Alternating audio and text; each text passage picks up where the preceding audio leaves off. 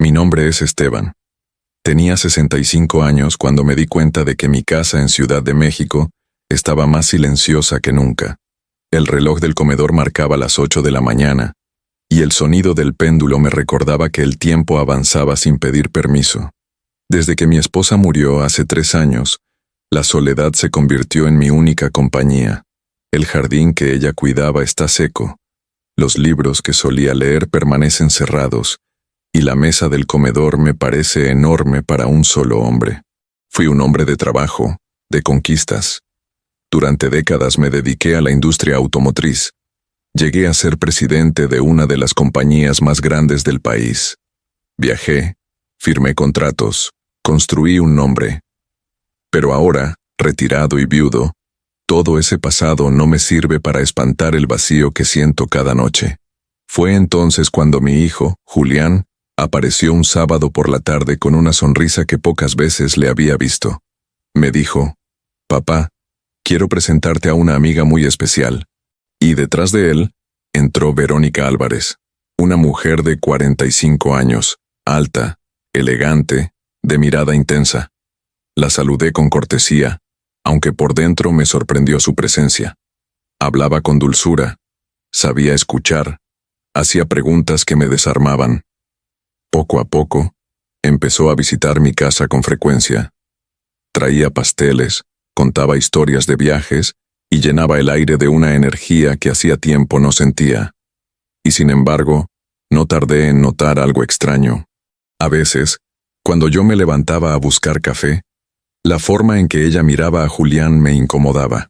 Era una chispa fugaz, un gesto mínimo, pero lo suficiente para despertar una sospecha. Una tarde, mientras recogía una rolla que había caído al suelo, vi en el reflejo de la ventana una sonrisa compartida entre los dos. Duró apenas un instante, pero me dejó helado. Me reincorporé, serví el vino y seguí la charla como si nada hubiera pasado. Esa noche al acostarme cerré los ojos y volví a ver esa complicidad en sus miradas. Algo dentro de mí me decía que aquello no era tan inocente como parecía. Los primeros días después de aquella presentación me parecieron extraños. Yo no estaba acostumbrado a tener visitas en casa, mucho menos a que una mujer de la edad de Verónica, con esa elegancia y esa seguridad en sí misma, se sentara en mi comedor como si llevara años siendo parte de mi vida. La soledad me había vuelto desconfiado, pero también vulnerable. Había mañanas en las que me levantaba con un vacío tan grande en el pecho que cualquier palabra amable parecía suficiente para llenarlo, aunque solo fuera por unas horas. Verónica regresó al domingo siguiente. Trajo un pastel de 3 leches que, según ella, había preparado con sus propias manos. Lo dejó sobre la mesa y me sonrió con un aire de familiaridad que me sorprendió. «Espero que le guste, don Esteban», dijo colocando el postre con cuidado. «Es una receta que aprendí de mi abuela». Yo asentí, sin saber cómo responder a tanta amabilidad de repente. Julián, sentado a mi lado, no dejaba de mirarme como si quisiera leer mi reacción. Su entusiasmo me desconcertaba, porque pocas veces lo había visto tan involucrado en algo que no fuera un negocio rápido o un nuevo fracaso. «Papá», me dijo, dándome una palmada en el hombro, «Verónica es alguien especial. Ella entiende lo que usted necesita. No todo en la vida es trabajo o recuerdos tristes. Merece un poco de alegría». Sus palabras me calaron. Tal vez porque venían de mi hijo, de quien siempre esperé responsabilidad y afecto sincero. O tal vez porque, en el fondo, yo mismo anhelaba esa alegría que parecía tan lejana. Los días se fueron volviendo semanas, y la presencia de Verónica en mi casa se hizo constante. Llegaba con flores, con libros, con pequeños detalles que parecían pensados para devolverme un pedazo de vida. Me hablaba de museos que había visitado en Madrid, de caminatas por la Rambla de Barcelona, de conciertos de música clásica en el Auditorio Nacional.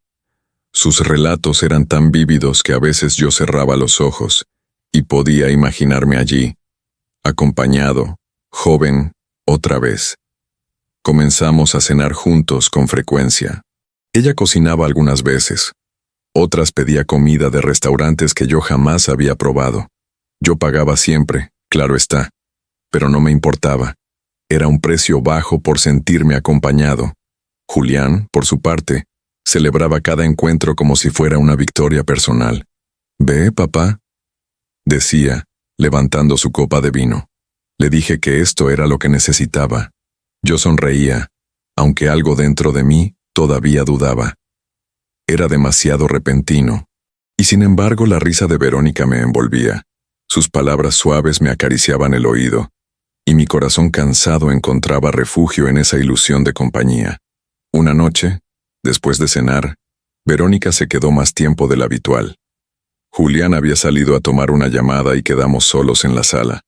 Ella me habló de sus sueños, de abrir una galería de arte, de dar clases de pintura a niños en comunidades pobres. Sus ojos brillaban mientras lo decía, y yo quise creerle. Había una pasión en sus palabras que me recordaba a mi juventud, cuando todo parecía posible. Pero claro, los sueños cuestan, dijo con un suspiro bajando la mirada. Y yo no sé si algún día podré hacerlos realidad. Sentí una punzada en el pecho. La conocía apenas hacía semanas, y ya quería ayudarla.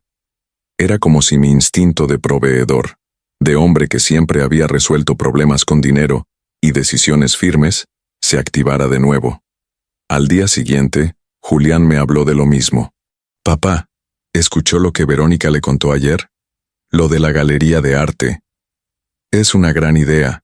Ella tiene talento y contactos, solo necesita un empujón». Yo lo miré en silencio.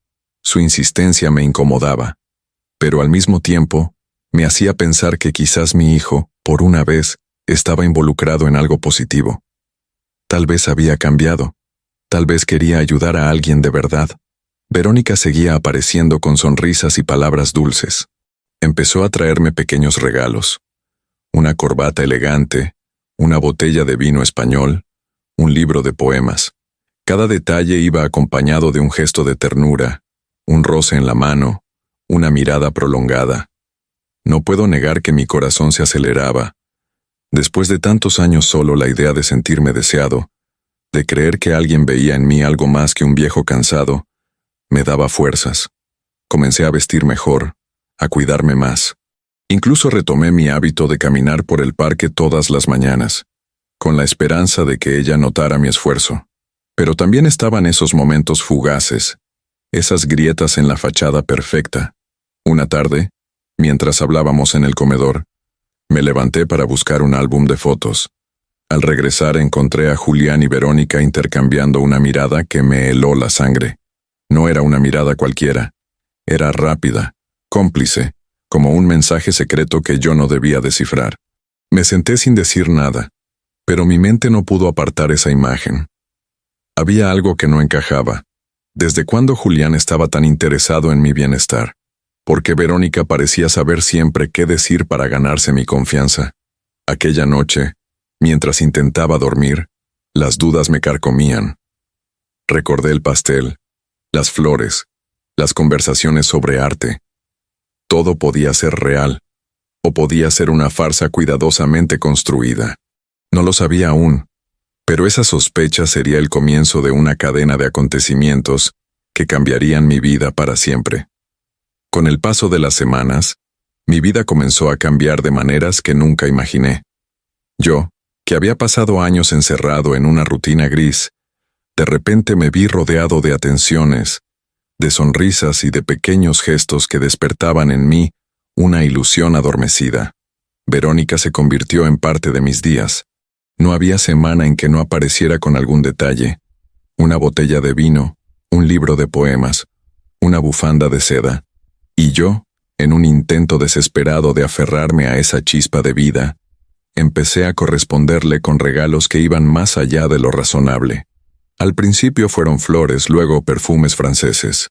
Pero una tarde, mientras caminaba por Polanco, vi en la vitrina de una joyería un collar de perlas que me recordó inmediatamente a los que mi esposa solía admirar en revistas extranjeras.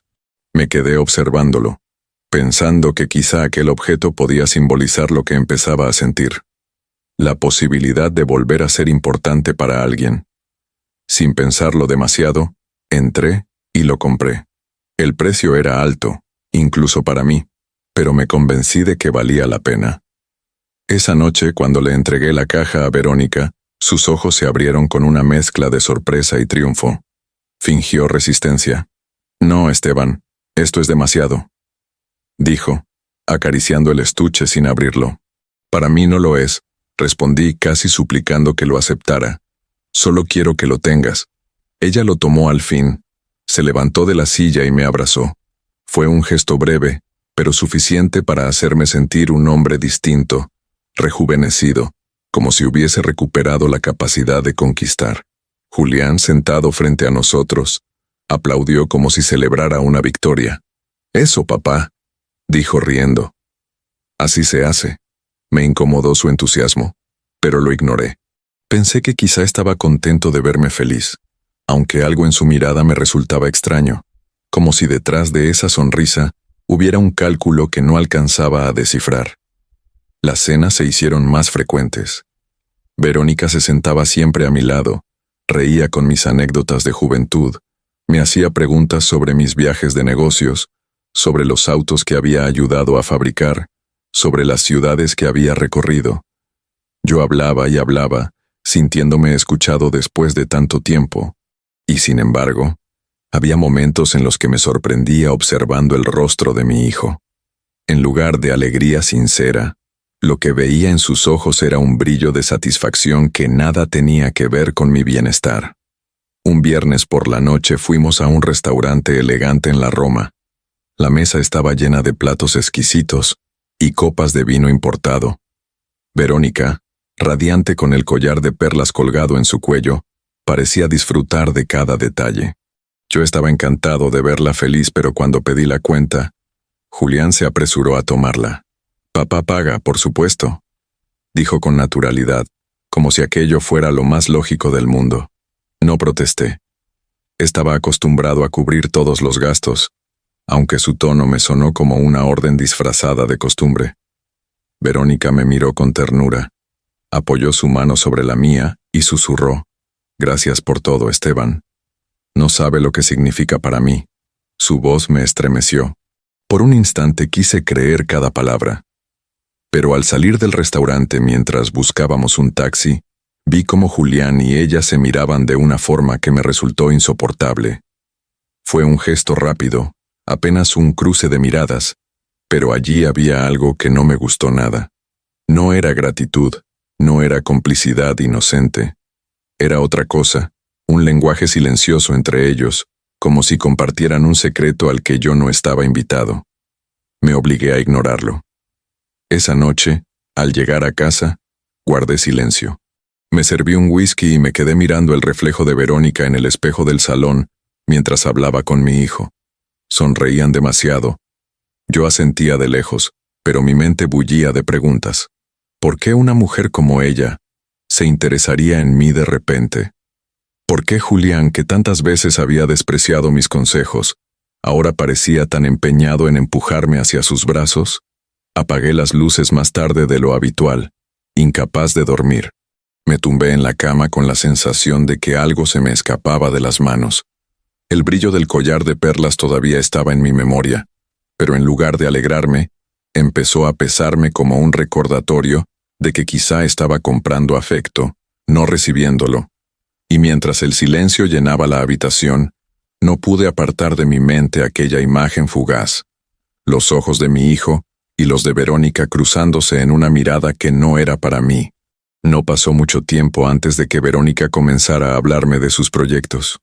Una tarde, mientras tomábamos café en el comedor, se quedó observando el ventanal como si estuviera mirando hacia un futuro que solo ella podía ver.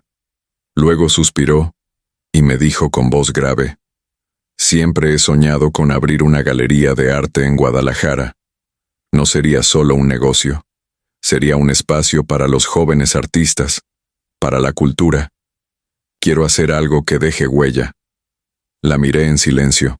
Sus palabras parecían sinceras, y durante un momento imaginé esa galería llena de cuadros, esculturas, de jóvenes entusiasmados. Pero entonces apareció Julián, que hasta ese instante se había mantenido callado, y se sumó a la conversación como si ya la conociera de memoria. Papá, ¿no le parece una idea magnífica?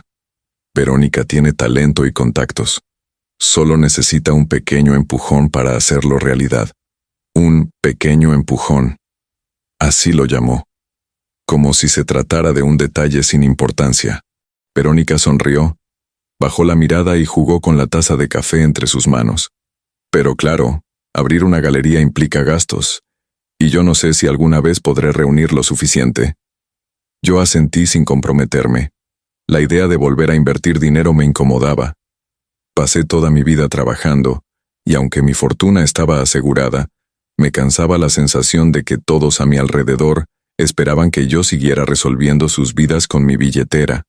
Esa noche, Julián me volvió a insistir. Entró a mi despacho con un aire de complicidad, como cuando era niño y venía a pedirme permiso para salir. Papá, en serio, ¿por qué no la ayuda? Ella no es como otras personas. Ella sí vale la pena. Imagínese verla feliz, logrando su sueño gracias a usted. Me quedé mirándolo. La manera en que lo decía parecía más un discurso preparado que un pedido genuino, pero estaba tan convencido que terminé dudando de mí mismo. Pasaron unos días, y finalmente accedí a darle una suma considerable. No tanto como pedían, pero lo suficiente para que comenzaran a moverse. Verónica me abrazó con lágrimas en los ojos, agradeciéndome como si hubiera cambiado su destino. No sabe lo que significa para mí, Esteban. Usted está haciendo posible lo que siempre he soñado. Quise creerle. Quise pensar que esa emoción era verdadera, pero un par de semanas después, al pedirle noticias sobre la galería, sus respuestas eran vagas. Estamos en trámites. Estamos buscando local. Ya casi tenemos todo. Yo, que había pasado media vida revisando contratos, detectaba enseguida la falta de concreción. Y una mañana, mientras ordenaba papeles en mi estudio, encontré entre los documentos de Julián un recibo arrugado con su firma vinculada a un supuesto anticipo de alquiler en Guadalajara.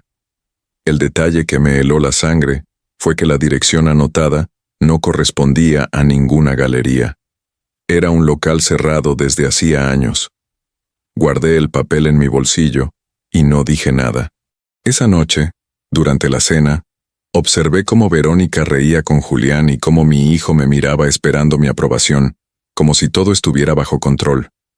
Yo asentí en silencio, pero en mi interior comenzaba a crecer una certeza incómoda. Algo no encajaba, y lo que más me atormentaba era la pregunta que se repetía una y otra vez en mi mente.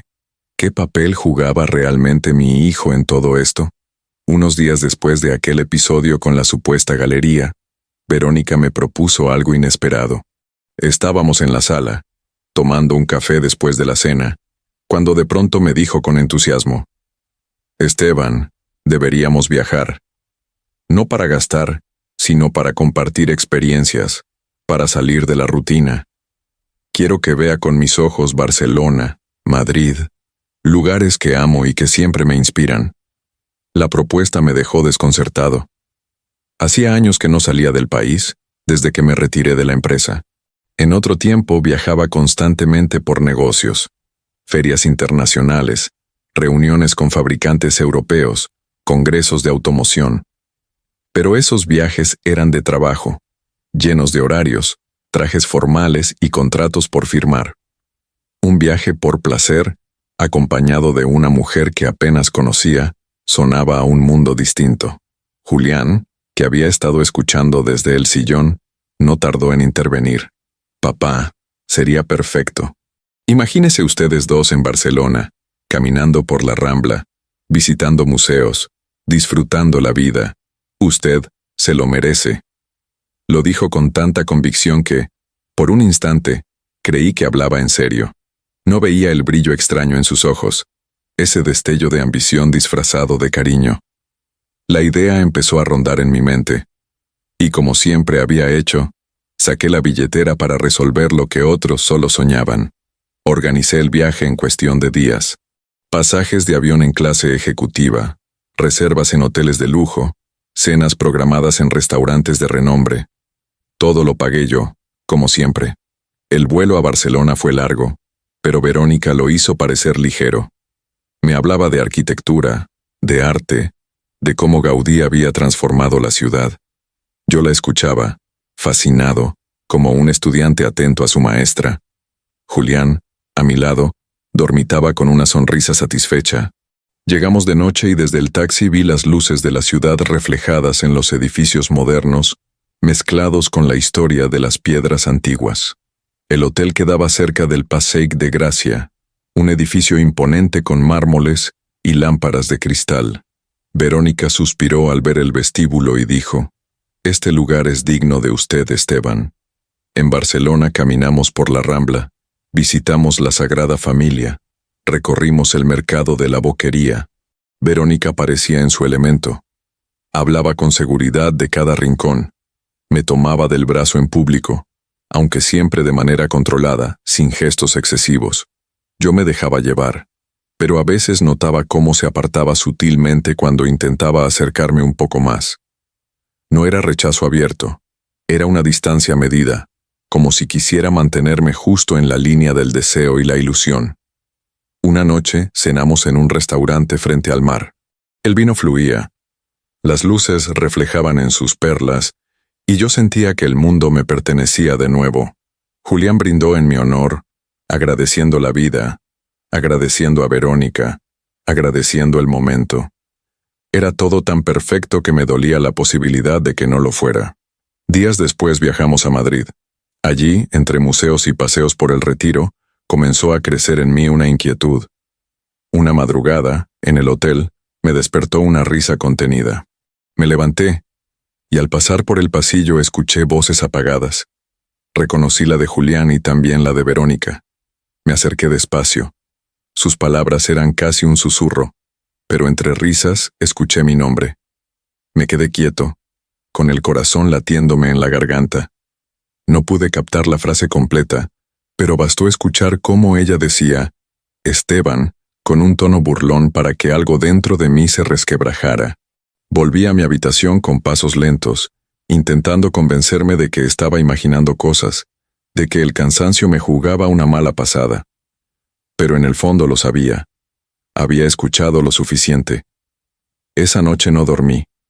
Miré el techo hasta que amaneció, con el sabor amargo de una sospecha que se hacía cada vez más real. Después de regresar de España, algo en mí había cambiado. No era solo el cansancio del viaje ni el desfase horario.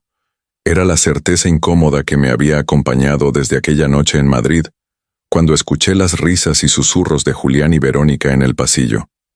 Traté de convencerme de que eran imaginaciones mías, de que la mente a veces juega malas pasadas cuando uno está débil, pero el eco de esas voces me seguía a todas partes. De vuelta en Ciudad de México, la rutina continuó, aunque yo ya no la veía con los mismos ojos. Verónica seguía viniendo a casa, trayendo flores, hablando de proyectos y sonriendo como si nada hubiera pasado. Yo asentía, participaba en las conversaciones, pero dentro de mí crecía una sospecha que no podía ignorar. Comencé a hacer preguntas más directas. Una tarde, mientras tomábamos té, le pregunté casualmente: «Verónica, ¿dónde estudiaste arte exactamente? Siempre hablas de museos, de exposiciones, de tu amor por la cultura, pero nunca me has dicho en qué lugar aprendiste». Ella parpadeó un instante antes de responder, como si necesitara inventar la respuesta en el momento. «Ah, claro. En Madrid. Estuve en varios talleres privados. No eran oficiales. Por eso quizá no los conoces». Me quedé callado, observándola. Al día siguiente, al hacerle la misma pregunta de otra manera, me respondió que había estudiado en Guadalajara, con un pintor ya fallecido. La contradicción me golpeó como una alarma interna. También empecé a interrogar a Julián. Una noche mientras cenábamos le dije: «Hijo, dime, ¿qué tanto sabes de la vida de Verónica?». Él frunció el ceño y sonrió forzadamente. «Papá, ¿por qué tantas preguntas? Parece que no confías en ella». «Es que apenas la conozco, Julián, y tú insistes tanto en que la apoye que quiero estar seguro». «Deberías relajarte, no lo pienses demasiado», respondió, bajando la mirada hacia su plato. Su reacción, en vez de tranquilizarme, me llenó de más dudas. Una tarde, mientras ordenaba mis papeles en el despacho, Encontré algo que me hizo temblar. Entre recibos viejos y facturas, había un sobre arrugado con el nombre de Verónica escrito en la parte superior. Dentro, un comprobante de transferencia bancaria hecha en Guadalajara. El documento tenía la firma de Julián. El dinero supuestamente era un anticipo para la renta de un local, pero la dirección escrita era de un inmueble abandonado desde hacía años. Guardé el papel en mi bolsillo y lo observé una y otra vez esa noche. Mi mente se debatía entre dos posibilidades. O Julián había sido engañado tanto como yo, o él estaba en el centro de todo. Intenté actuar con normalidad. Durante la cena, Verónica hablaba de una exposición ficticia y Julián reía como si todo estuviera en orden. Yo asentía, pero dentro de mí hervía una mezcla de rabia y decepción. Aquella noche, en mi habitación, no pude dormir. Caminaba de un lado a otro, recordando cada mirada, cada sonrisa, cada silencio sospechoso. Me preguntaba cómo había llegado a este punto, cómo un hombre que había manejado millones y negociado con los más astutos podía estar siendo manipulado en su propia casa. Y mientras la ciudad dormía bajo el ruido lejano del tráfico, supe con claridad que ya no podía seguir cerrando los ojos. Algo oscuro se movía entre mi hijo y aquella mujer, y tarde o temprano, la verdad saldría a la luz. Mis sospechas habían llegado a un punto insoportable. No podía seguir fingiendo que todo estaba bien. Cada vez que miraba a Verónica reír con Julián, sentía que las paredes de mi casa se cerraban sobre mí. Era como si estuviera viviendo en una obra de teatro mal montada, donde yo era el único que no entendía el guión. Una tarde, decidí enfrentar a mi hijo. Estábamos solos en el comedor, los platos de la cena todavía sobre la mesa. Lo miré fijo y le dije con voz firme: Julián, necesito que seas honesto conmigo. ¿Qué papel juegas realmente en los asuntos de Verónica? Él dejó el tenedor y me miró sorprendido, aunque en sus ojos vi más molestia que desconcierto. Papá, ¿de qué hablas?, contestó forzando una risa.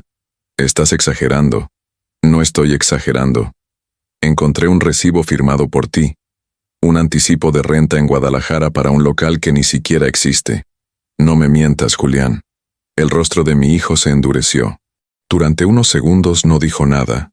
Luego desvió la mirada hacia la ventana. Papá, ¿usted está cansado? Desde que murió mamá no ha sido el mismo.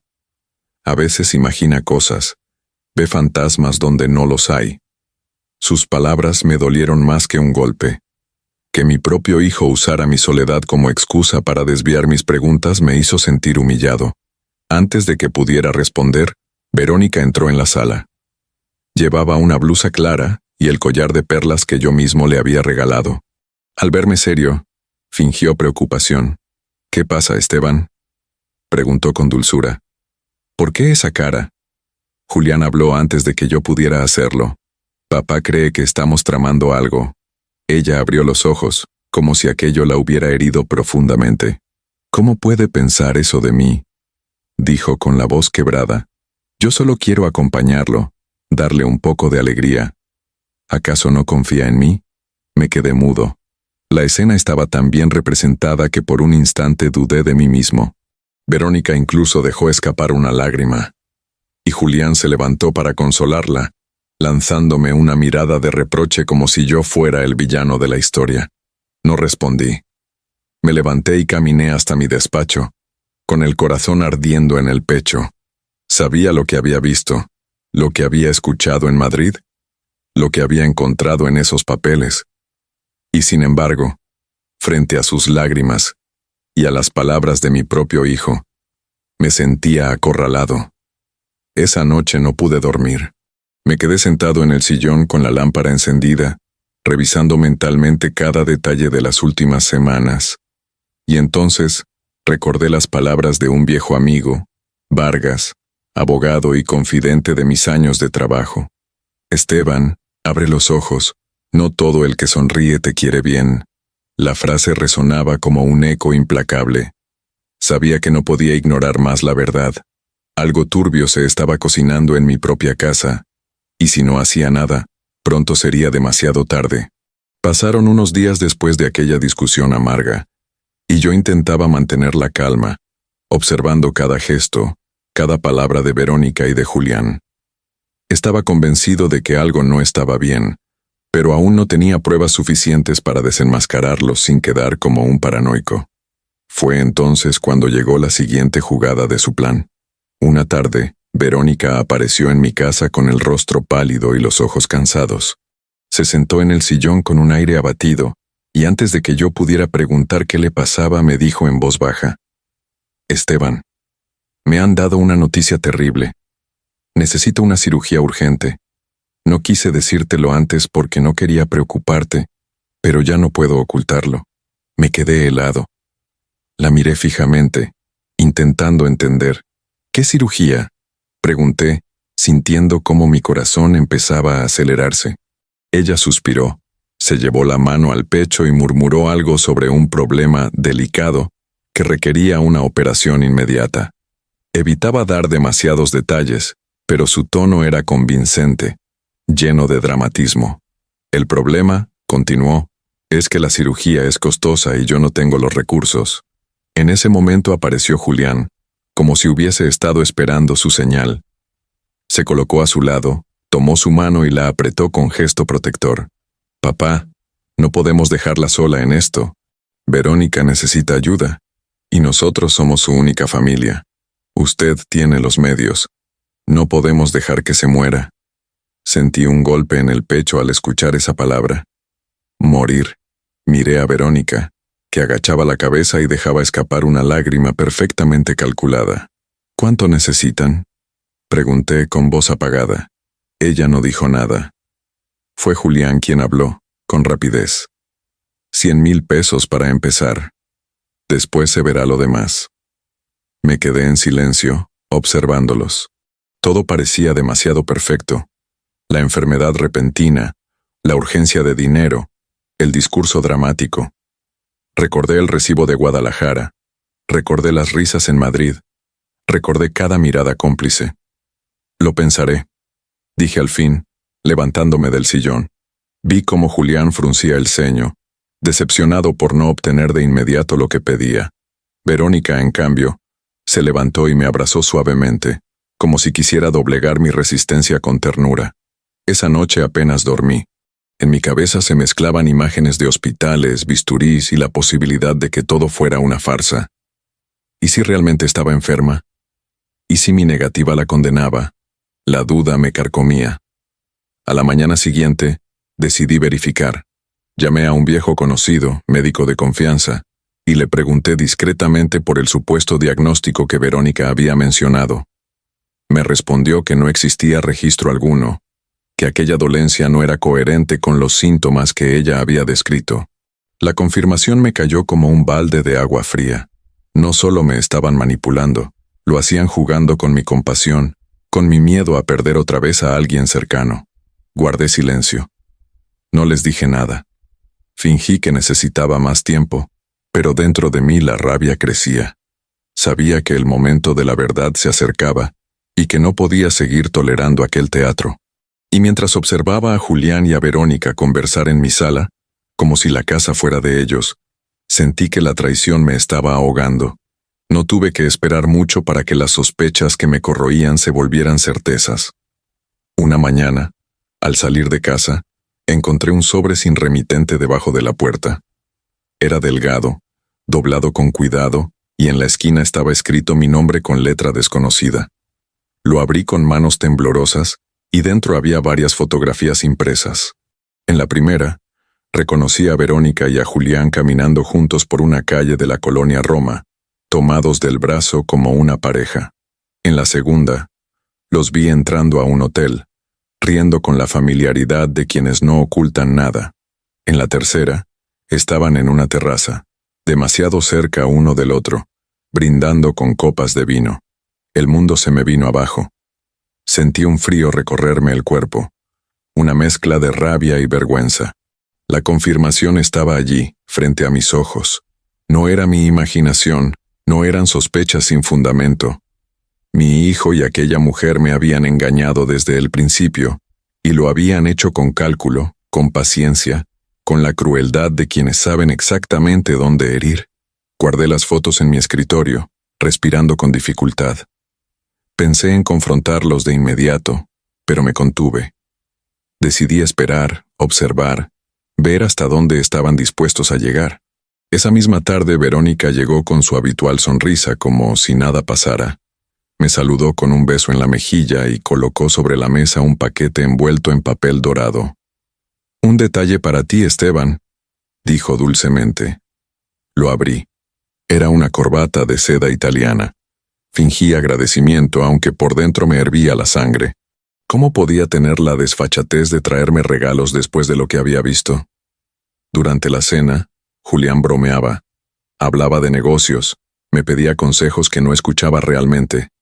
Yo los miraba a los dos, estudiando cada gesto, cada silencio, cada cruce de miradas. Todo era evidente ahora. Al día siguiente, mientras revisaba los documentos de la empresa que aún tenía guardados en casa, recordé algo que me había dicho Vargas semanas atrás.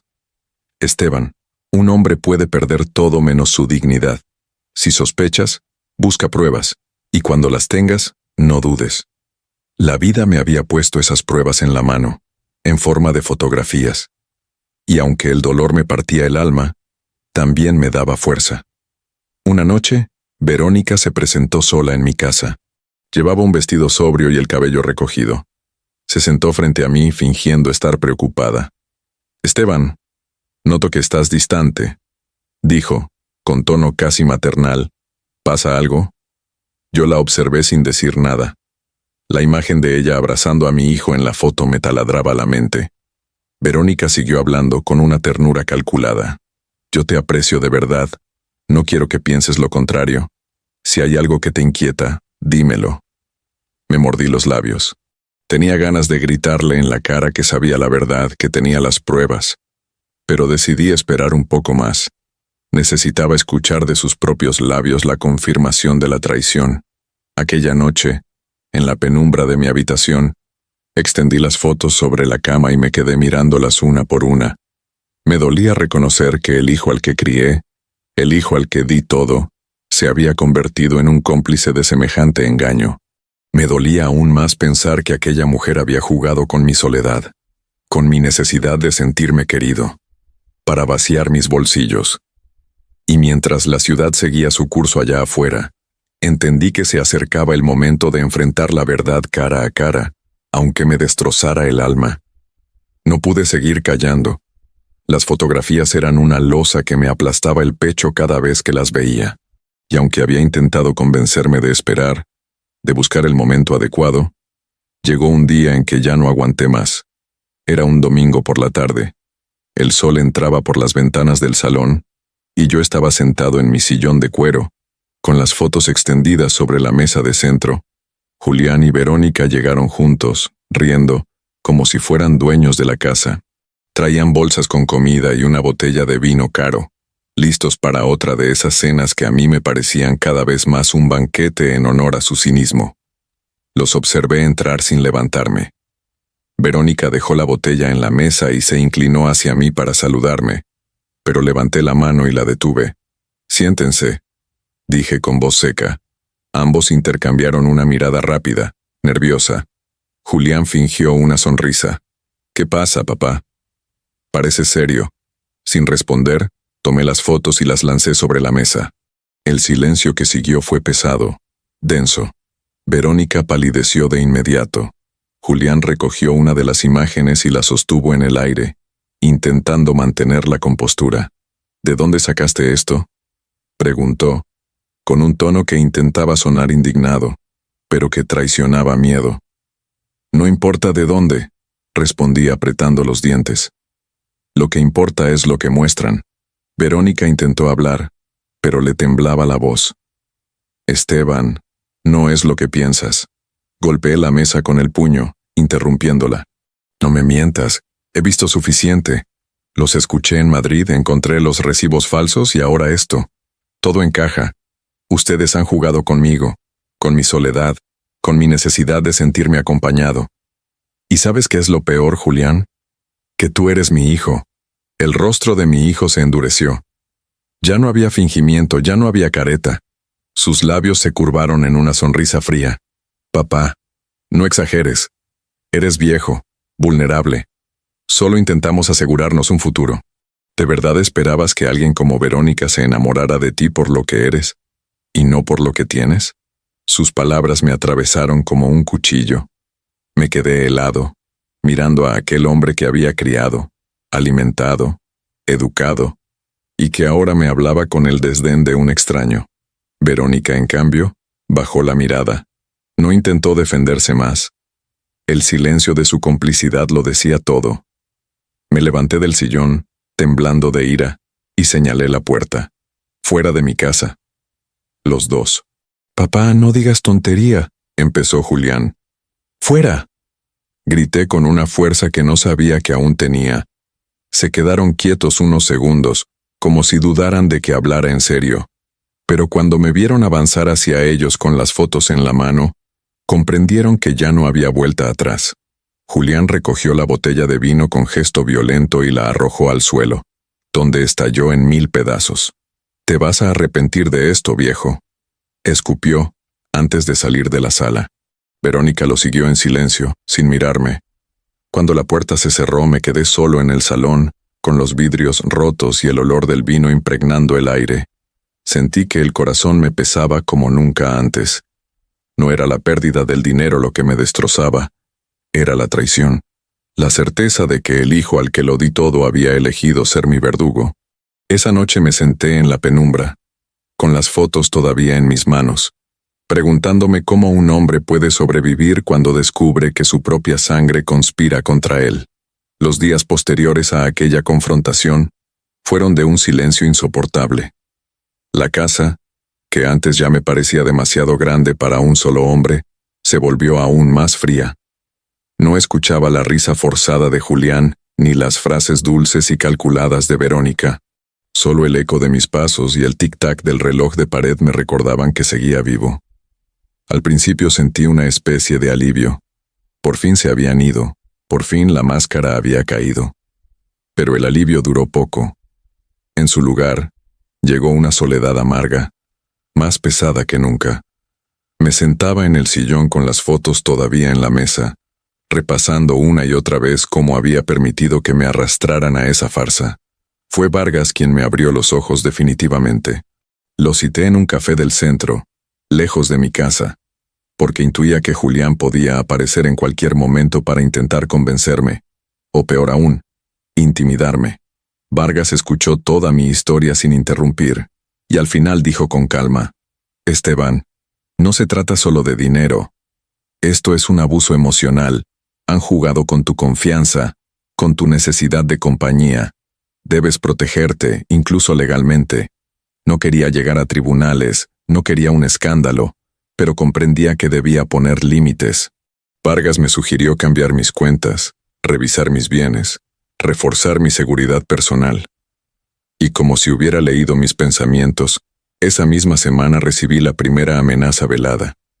Estaba en la puerta de mi casa, saliendo hacia el supermercado, cuando encontré una nota arrugada clavada en el buzón. Decía: «No hagas nada, estúpido, somos familia». No estaba firmada, pero no hacía falta. Reconocí el estilo de mi hijo. Corto, arrogante, con ese tono entre advertencia y burla. Las noches comenzaron a ser más difíciles. Dormía poco. Me levantaba sobresaltado con cualquier ruido. Tenía miedo de que Julián regresara en medio de la madrugada, acompañado de Verónica o de alguien más, buscando reclamar lo que según ellos les pertenecía. Empecé a reflexionar sobre todo lo que había vivido. Pasé de sentir rabia a una tristeza profunda. ¿Cómo se llega a este punto con un hijo? ¿En qué momento se quiebra el vínculo de sangre? Recordaba a Julián de niño, corriendo en la playa de Acapulco, llamándome orgulloso «papá», mientras yo lo subía a mis hombros. Ese mismo niño ahora era el hombre que había intentado destruirme por dinero. Verónica, por su parte, desapareció por completo. No volvió a llamar, no volvió a aparecer. Y eso me confirmó que nunca se trató de mí, ni de cariño, ni de sueños de galerías. Solo era una cómplice que había cumplido su papel Y ahora se mantenía lejos, tal vez planeando el siguiente movimiento en otro lugar, con otra víctima. Y yo, en medio de todo, solo podía repetirme una y otra vez la misma pregunta. ¿Qué clase de hombre cría a un hijo capaz de semejante traición? El tiempo siguió su curso, pero nada volvió a ser igual. Los días se mezclaban con las noches en un silencio que me resultaba insoportable. La traición de Julián me perseguía en cada rincón de la casa, como una sombra que no se apartaba aunque cerrara los ojos. Caminaba por las habitaciones recordando momentos felices, fotos familiares colgadas en las paredes, y no podía evitar preguntarme si todo había sido una ilusión, si aquel niño al que yo había criado con tanto esfuerzo había desaparecido hacía mucho tiempo, dejando en su lugar a un hombre movido solo por la ambición. Una tarde de lluvia, Vargas vino a visitarme. Me encontró sentado en la sala, mirando las gotas que golpeaban el ventanal. Le conté que había recibido otra nota anónima, esta vez más directa. No olvides que aún somos sangre. Si cierras tus manos, nosotros abriremos las tuyas a la fuerza. Vargas me miró con gravedad. Esteban, esto ya no es un simple conflicto familiar. Esto es una amenaza. Necesitas protegerte. Por primera vez en años, sentí miedo verdadero. No miedo a perder dinero, ni propiedades, sino miedo a que mi propia sangre cruzara un límite irreversible. Esa noche cerré con doble llave todas las puertas y me quedé despierto hasta el amanecer, escuchando cada crujido de la madera, cada ladrido lejano. En los días siguientes, Julián no apareció más, Verónica tampoco. El silencio se volvió aún más denso, pero dentro de ese vacío descubrí algo que había olvidado, la fuerza de mi propia voz. Empecé a escribir, a poner en palabras lo que había vivido. No para vengarme, no para exponerlos, sino para recordar quién era yo. Un hombre que había construido una vida desde cero, que había presidido una multinacional, que había viajado por el mundo, que había amado y perdido, pero que jamás había permitido que lo derrotaran del todo. Y aunque mi corazón estaba roto, aunque la herida de la traición tardaría en cicatrizar, comprendí que todavía quedaba algo en mí que ni Julián ni Verónica podían arrebatarme. Mi dignidad. Esa noche, mientras apagaba las luces de la casa y me quedaba solo en la penumbra, juré que nunca más permitiría que nadie jugara con mi soledad. Y aunque el futuro era incierto, sentí una chispa de paz al recordar que incluso en la oscuridad más densa, siempre queda un resquicio de luz para quien no se rinde.